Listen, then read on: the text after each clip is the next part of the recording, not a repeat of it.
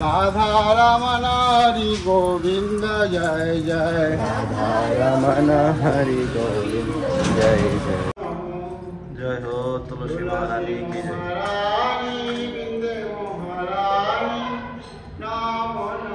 বলা হয় তুলসী মালা থাকলে সমস্ত এই পাপ থেকে মুক্ত হয়ে যায়, আর বিশেষ করে যমরাজা থেকে মুক্ত পাওয়া যায়। সাহেব যাও সেটাকে ভেঙে দাও। হিন্দু আক্রমণে মিলেচ্ছ জাতিরা হিন্দুকে আক্রমণ করে ওই মন্দির চারতলা ভেঙে দেয়।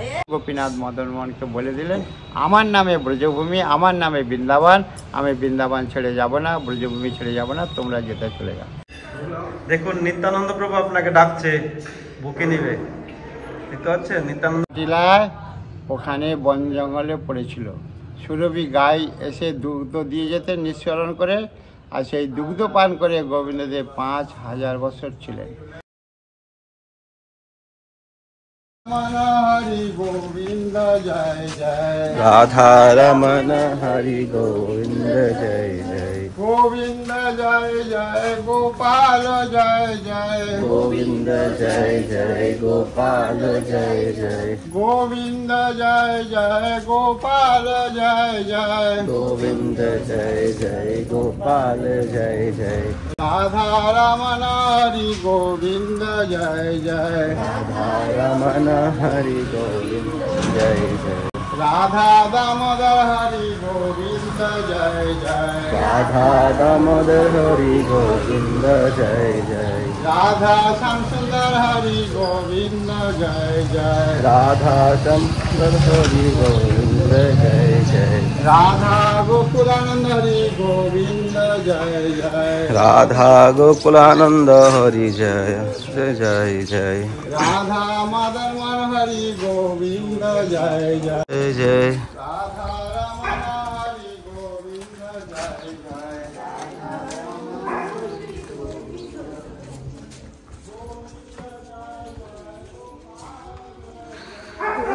তো আমরা এখন ফাইনালি এসে পড়েছি রাজস্থানে বৃন্দা দেবীর মন্দিরে, আর এখানে গোবিন্দদেব বিরাজমান রয়েছে। তো এখানে খুবই সুন্দর দর্শন রয়েছে। প্রায় আমি 3 বছর পরে স্থানে এসেছি, আর তখন আমার ইউটিউব চ্যানেলও ছিল না। তো আমার উদ্দেশ্য এটাই যে আপনাদেরকে আরও নতুন কিছু দর্শন করা যায় কিনা। তো এখানে সাক্ষাৎ তুলসী মহারানী বিরাজমান, যে ব্যক্তি দর্শন করবে তার 100% গ্যারান্টি কৃষ্ণ ভক্তি লাভ হবে। তো আমরা সেই রাজস্থানের দিব্য মন্দির দর্শন করব, আর এখানকার মহিমা আমরা মহারাজের মুখে কিছু শ্রবণ করব।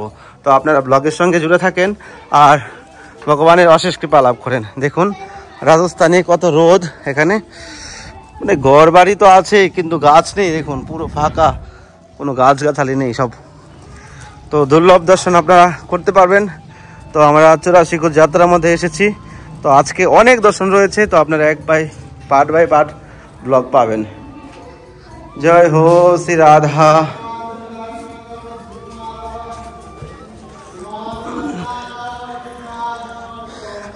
বৃন্দা দেবী কি জয়। এখানে আমাদের গৌরাঙ্গ মহাপ্রভু রয়েছে, গিরিরাজ কি জয়। জয় হো ভোলেনাথ। এখানে সাক্ষাৎ বৃন্দে রানী বিরাজমান। চলুন আমরা দর্শন করি।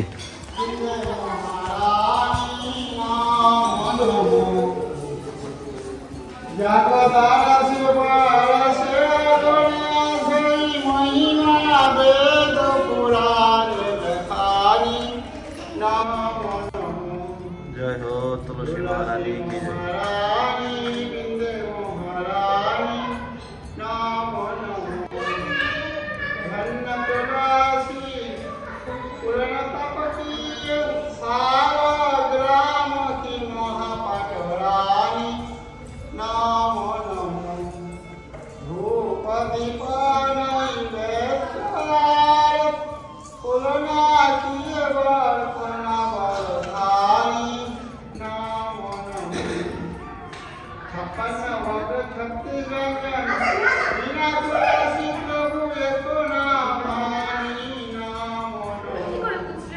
তো আপনারা সাক্ষাৎ তুলসী মহারানী দর্শন করলেন, এখন রাধা গোবিন্দকে দর্শন করেন। এখানে সাক্ষাৎ রাধা গোবিন্দ ভগবান বিরাজমান।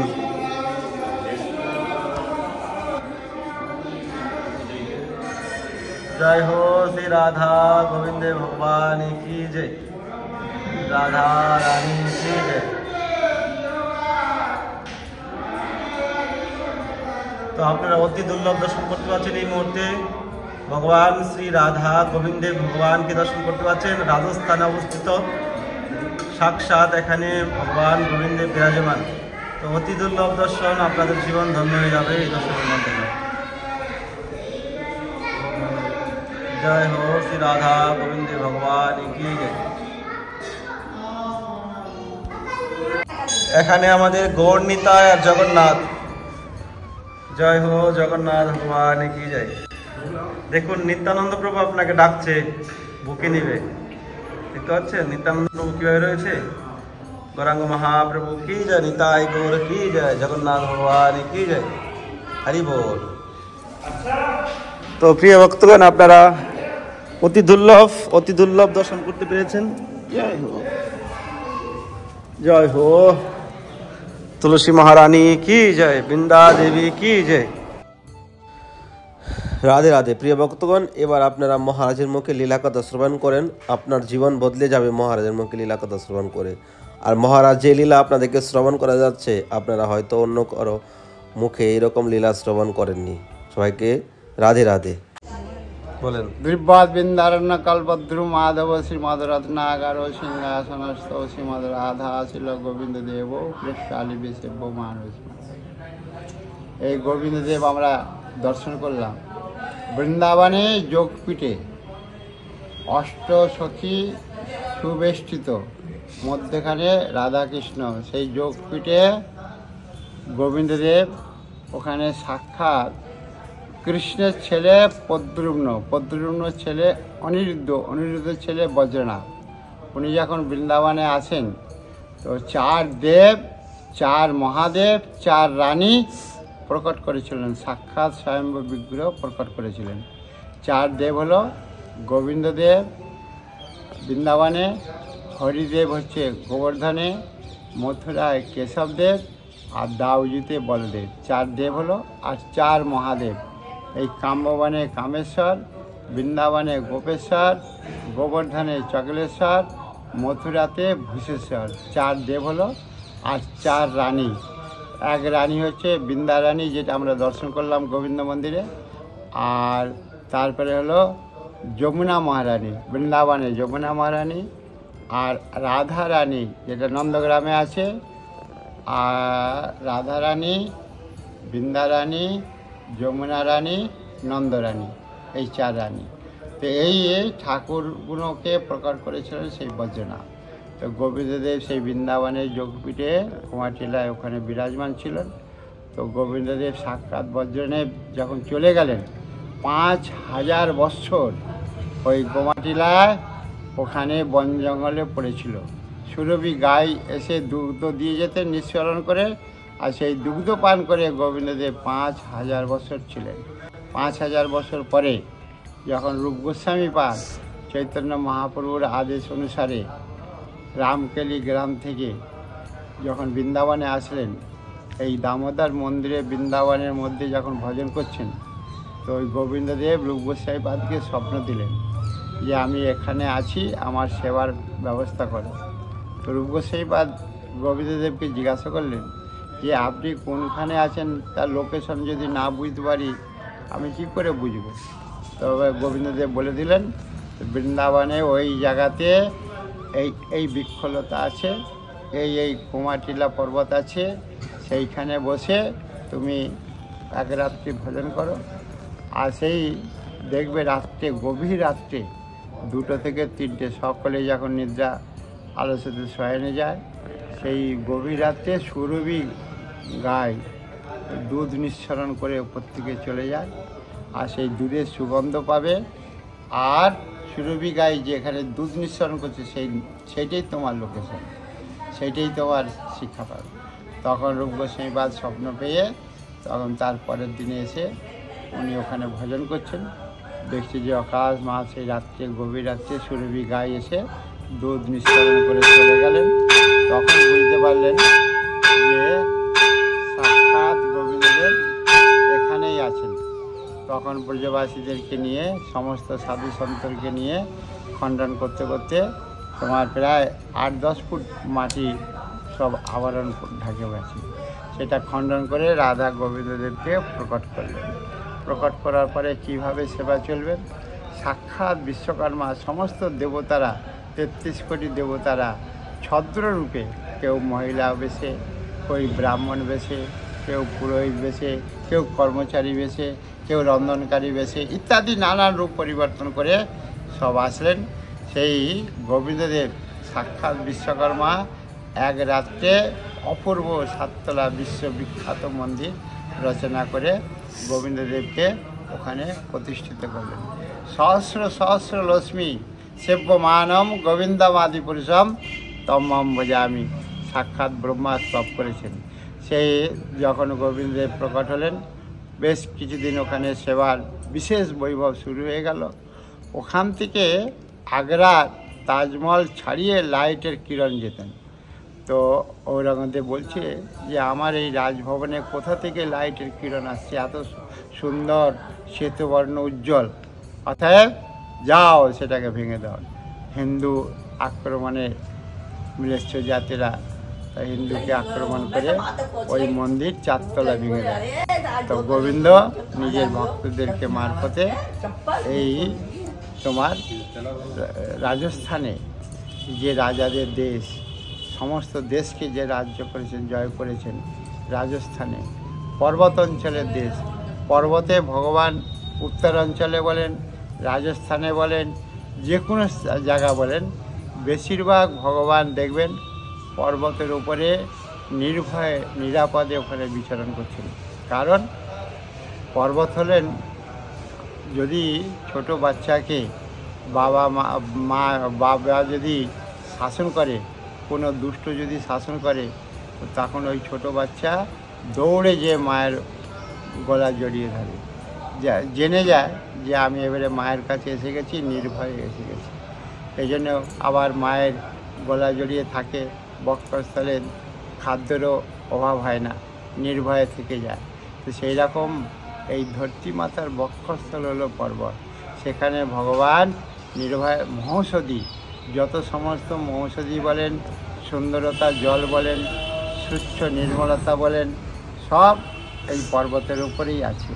তো সেই জন্য পর্বতে ভগবান এই রাজস্থানে, ইউপি এর উত্তরাঞ্চলে বেশিরভাগ নিবাস করেন। তো গোবিন্দদেব যখন এই রাজস্থানে আসছেন, তো রাজা মানসিং মহারাজ যখন দেখলেন যে হিন্দুদের উপরে আক্রমণ করেছেন, তো উনি বললেন যে আমার বাগানে খাবারও কোনো অভাব নাই, ফলমূল আছে, জল তুলসী সব আছে, ওখানে গিয়ে রাখো। ওখানে গিয়ে ওইখান থেকে বৃন্দাবন থেকে এই রাজস্থানে এখানে তোমার কাম্যবনে এই মদনমোহন এক রাত্রি নিবাস করেছেন। সেই কাম্যবনে আমরা মদনমোহনের দর্শন করতে এসেছি। এই কাম্যবন থেকে তারপরে জয়পুরে গেছে। আর এই মদনমোহন আমরা গোবিন্দদেব এই কাম্যবনে এখানে বিরাজমান আছে। আর ওখানে একটি দেখলেন তুলসী মহারানী। তুলসী মহারানী বৃন্দাবনে এই সেবাকুঞ্জের সামনে ওখানে সাক্ষাৎ প্রকট বিগ্রহ ওখানে প্রকট হয়েছিলেন। বৃন্দাদেবী আমাদের বৃন্দাবন ধাম, বৃন্দাবন নামে, বৃন্দারানীর নামেতেই এই বৃন্দাবন ধাম, এই ব্রজমণ্ডল ধাম। কারণ উনিও একটা ছোট সাধারণ ক্ষুদ্র মহিলা ছিলেন, ভগবানের আরাধনা শ্রেষ্ঠ উন্নত পদ পেয়েছেন। ভগবান ওনাকে বরদান দিয়েছেন, এই বৃন্দাবন ধাম ওনাকে গিফট দিয়েছেন। কারণ ছোটোবেলায় বৃন্দাবরানী মা বাবার সঙ্গে ভক্তি পূজা আরাধনা করতেন। কোনো কারণবশত মা চলে যায়, রাধে রাধে হয়ে যায়। ওনার বাবা অতি যত্নে মানুষ করেন। যখন মানে যুবা অবস্থায় এসেছেন, বিবাহ করবার সময় এসেছেন, ওই কোথাও যে ছাড়তেন না, যেখানে যেতেন পিতা সেখানে বৃন্দারানীকে সঙ্গে নিয়ে যেতেন। একদিন মাঠের উপর দিয়ে হেঁটে যাচ্ছে, আকাশ মার্গে দিয়ে জালেন্দার এক দানব, তো সে এই বৃন্দাদেবীকে দেখে মোহিত হলেন। এত সুন্দরী মেয়ে, অপ্সরার থেকেও সুন্দরী। তখন মোহিত হয়ে বৃন্দার পিতাকে বলছে যে তুমি তোমার কন্যাকে আমাকে দান দিয়ে দাও, আর নচেত কী করবো সে তুমি বুঝতে পারবে। তখন বৃন্দার পিতা অকস্মাৎ ভয়ভীত হয়ে দেখছেন যে বৃন্দাকে যদি বিয়ে না দিই, ইনাকে যদি কন্যাদান না দিই, তাহলে তো উনি তো আমাকে আক্রমণ করে মেরে বৃন্দাকে অপহরণ করবে। অর্থাৎ মায়ের ভাগ্যে যা আছে, বৃন্দার ভাগ্যে যা আছে, মেয়েদের ভাগ্যে মেয়ে জন্ম নিলে মেয়েদের ভাগ্যে যা থাকে সেটাই মেনে নেওয়া ভালো। তখন মেয়েকে বিয়ে দিয়ে কন্যাদান করে পিতা ঘরে যে ক্রন্দন করছে, আর এদিকে বৃন্দারানী জালেন্দারের সমস্ত সেবা করে গভীর রাত্রে উনি ভগবানের আরাধনা করতেন।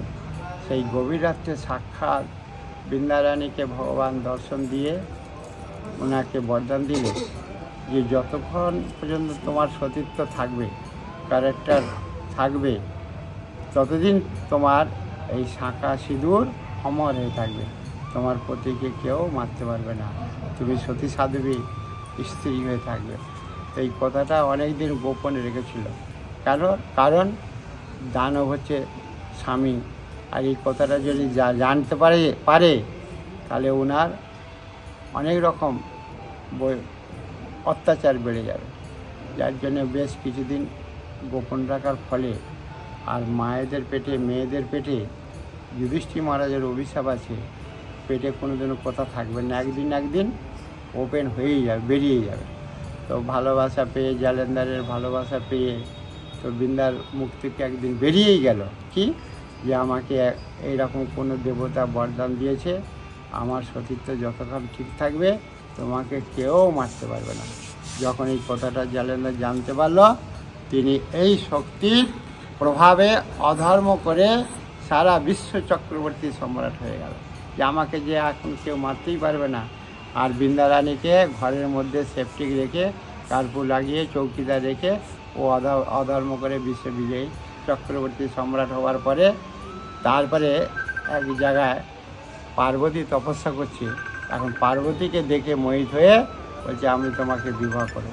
তো পার্বতী বলছে যে আমি তোমার মা হই, তুমি আমার পুত্র, আর মায়ের সঙ্গে বিবাহ করতে যাবে, এত বড় তোমার দুঃসাহস।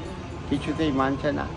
বালহট, স্ত্রীহট, রাজহট, দানবহট এরা খুব বলবান হয়, যেটা চায় সেটা পেয়েই ছাড়ে, তা নাহলে সংসারে উৎপাত বিশৃঙ্খলা সৃষ্টি করে।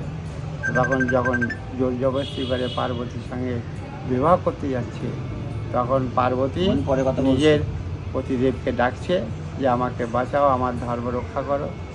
তখন শিব ঠাকুর এসে জালেন্দারকে বুঝালেন, উনি কিছুতেই মানছে না, আমার এটা চাই তো চাই। যখন না মানা সত্ত্বে দুজনের বাপ বেটার যুদ্ধ শুরু হয়ে গেল। আর জালেন্দারের তো বরদান আছে, শিবের তো বরদান নাই। লাস্টে শিব ঠাকুর হেরে যাচ্ছে। শিব ঠাকুর তখন ভগবানকে ডাকছে যে আমার পত্নীর ধর্ম রক্ষা করো। তখন ভগবান এসে দেখলেন যে এখান থেকে কিছু করা যাবে না, একটাই করা যাবে, আমার ভক্তকে রক্ষা করার জন্যে ছলের আশ্রয় নিতে হবে। কী ছল? তখন ভগবান নিজে জালেন্দার রূপ ধারণ করে বৃন্দার কাছে যে বলছে, দেখো আমার খুব শরীর ক্লান্ত লাগছে, আমার পদসেবা করো। যেই পদসেবা করলো ওনার সতীত্ব চলে গেল। আর এইদিকে যে বাপ বেটা যুদ্ধ হচ্ছিল, জালেন্দার মারা গেল, শিব বিজয় হয়ে গেল, তার ধর্ম রক্ষা হয়ে গেল। মন্ত্রীমণ্ডলীরা জালেন্দারকে নিয়ে বৃন্দার কাছে অনুমতি নিতে এসছে যে তুমি শাঁখা সিঁদুর পরিত্যাগ করো, অতএব এর অন্ত্যেষ্টি ক্রিয়া করতে হবে। তখন বৃন্দারানী ভাবছে, জানি আমি তো ভেতরে এই তো আমার পতিদেবকে সেবা করে আসলাম, আবার এ পতিকে। তখন দেখছে যে এই হলো আসল যত সমস্ত সব স্বামীর যে নিশান, সেই অঙ্গেতে যা যা নিশান বা যা যা ব্যবহার, সেই সব দেখে উনি কনফার্ম করলেন যে এই আমার আসল স্বামী, ভেতরে কোনো ডুপ্লিকেট স্বামী। তখন ভেতরে যেয়ে কালী কলকাত্তাবালি রূপ ধারণ করে, রুদ্র রূপ ধারণ করে, তুমি কে বলো? তখন ভগবান দেখলেন যে বৃন্দা এখন খুব ক্রোধিত হয়ে আছে, অনেক কিছু ক্ষতি করতে পারে। তখন ভগবান নিজে চুপচাপ হয়ে দাঁড়িয়ে আছে, মুখ বন্ধ করে। তখন বৃন্দা ক্রোধিত হয়ে, তুমি আমার সতীত্ব নষ্ট করে পাথরের মতন হয়ে বসে আছো, যা আমি তোমাকে অভিশাপ দিচ্ছি, তুমি পাথর হয়ে যা। তখন ভগবান বললেন যে আমি আমার ভক্তকে রক্ষা করবার জন্যে এই ছলনা করলাম, আর তুমি না জেনে শুনে আমাকে শ্রাপ দিলে, এবারে আমিও তোমাকে শ্রাপ দিচ্ছি, তুই ভিক্ষু হয়ে যা। তখন এই বৃন্দা ভিক্ষু হয়ে গেল। মেয়া বিবি রাজি তোকে আকারেগা কাজী। তখন বৃন্দা রানী বলছে, তুমি আমার স্বামীকে মেরে আমার সতীত্ব নষ্ট করলে, আর এবারে আমার সঙ্গে বিবাহ করো। তারপরে এই বৃন্দা রানীর সঙ্গে ভগবানের সঙ্গে কার্তিক লাস্ট একাদশীতে উনি বিবাহ করেন। বিবাহ করার পরে স্বামীরা স্ত্রীকে কিছু উপহার দেয়, কেউ আংটি দেয়, কেউ জমি দেয়, গাড়ি দেয়, বাড়ি দেয়, অনেক কিছু দেয়।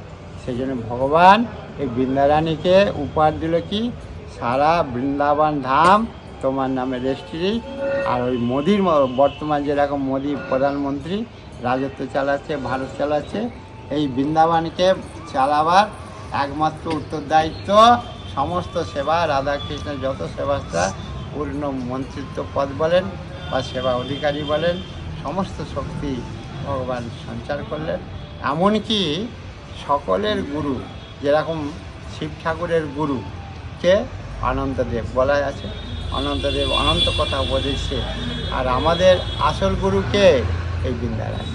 এই বৃন্দা রানী সকলের গলার মধ্যে রেখে থেকে আমরা যে সমস্ত আহার করি, জলের মধ্যে কত বেগুন, চাল, ডাল, কত পোকামাকড় আছে।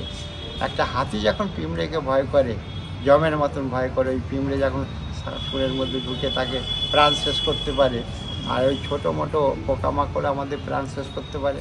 সেই জন্যে গলায় তুলসী মালা থাকলে সমস্ত এই পাপ থেকে মুক্ত হয়ে যায়। আর বিশেষ করে যমরাজা থেকে মুক্ত পাওয়া যায়। যেরকম কুকুরের গলায় বগলেস থাকলে গলায় কোনো পাবলিক তাকে ধরবে না, জানবে যে কোনো কারো পালিত। আর যে কুকুরের গলায় বগলেস নাই তাকে ডান্ডা দিয়ে, বিশেষ করে যে কুকুরের লেজ সিধে হয়ে যায়, তার মানে সে পাগল হয়ে গেছে, যাকে কামড়াবে সে মরবে। অতএব তাকে পাবলিকরা পিটাইয়ে শেষ করে দেয়। আর যে পালিত কুকুর, তার ভেতরে ওষুধ থাকে, ওষুধ মেডিসিন থাকে, সে কামড়ালেও কিছু হয় না। সেই জন্য এটা হলো ভগবানের আমাদের ভক্তের নিশান। এটা হলো আমাদের কুকুরের মতন বেল, যমরাজার বাপও ধরবে না আমাদেরকে। অতএব গলায় মালা।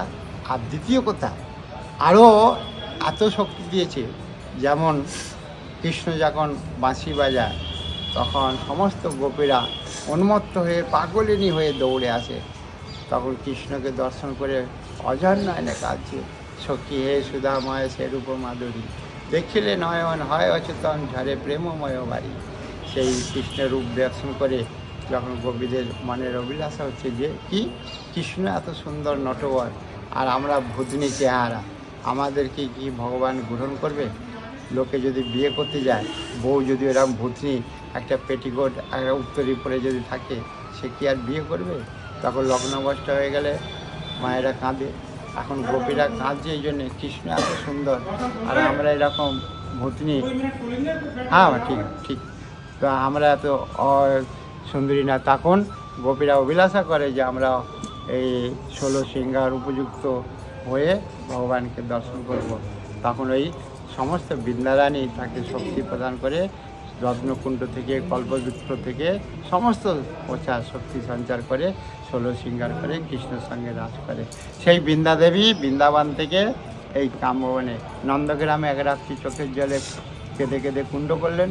তারপরে নন্দগ্রাম থেকে এই বৃন্দাবন এই কাম্যবনে এসে গোবিন্দ গোপীনাথ মদনমোহনকে বলে দিলেন, আমার নামে ব্রজভূমি, আমার নামে বৃন্দাবন, আমি বৃন্দাবন ছেড়ে যাব না, ব্রজভূমি ছেড়ে যাব না, তোমরা যেতে চলে যাও। তো গোবিন্দ গোপীনাথ মদনমোহন জয়পুরে চলে গেলেন, বৃন্দাদেবী সাক্ষাৎ এখানে থেকে গেলেন। আর মদনমোহনে যে আমরা মন্দিরে এসেছি, এর এখন দর্শনের সময় হয়ে গেছে, চলেন আমরা সকলে মিলে দর্শন করি, পরে আবার মদনমোহনের মহিমা কথা আলোচনা করবো। জয় জয় শ্রী রাধে। এখানে মাত্র তো আপনারা যারা আজকে দর্শন করতে পেরেছেন এই ব্লগের মাধ্যমে, আপনাদের সাক্ষাৎ তুলসী মহারানীর কৃপা লাভ হবে। আর তুলসী কৃপা হলেই রাধা কৃষ্ণের কৃপা আপনি লাভ করতে পারবেন। আর এখানে সাক্ষাৎ গোবিন্দে ভগবান বিরাজমান, তারপর নিতাই গৌর জগন্নাথ দর্শন করতে পেরেছেন। তো আমার উদ্দেশ্য ছিল এই জায়গায় আসবো, দর্শন করাবো। তো খুবই ভালো লাগলো। তো আপনারা নিচে কমেন্ট করবেন আর জানাবেন কেমন লেগেছে। আর যদি ভালো লাগে তাহলে চ্যানেলটি সাবস্ক্রাইব করে সঙ্গে থাকবেন। আর আমার সঙ্গে অনেক ভক্তরাই এসেছে, আমাদের 2টা গাড়ি এসেছে আজকে। তো প্রায় 3 বছর পরে এই স্থানে এসেছি।